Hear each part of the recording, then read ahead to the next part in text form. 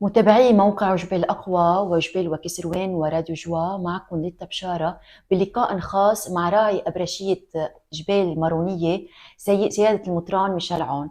أولا سيدنا، نحن بنحب نطلب منك رسالة ميلادية للشعب اللبناني الموجوع المقهور وبنفس الوقت هو صامت ومصير المجهول. شو بتحب تقول لهم بمناسبة الأعياد المجيد المباركة؟ لما ولد يسوع ببيت لحم أنشدت الملائكة: المجد لله في العلا وعلى الأرض السلام والرجاء الصالح لبني البشر.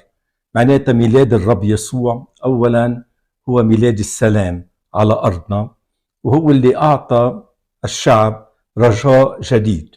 ليه رجاء جديد؟ لأنه يسوع هو ابن الله، هو اللي رجع ذكرنا ببنوتنا لله وعلمنا كيف نعيش الأخوة الحقيقية والتضامن.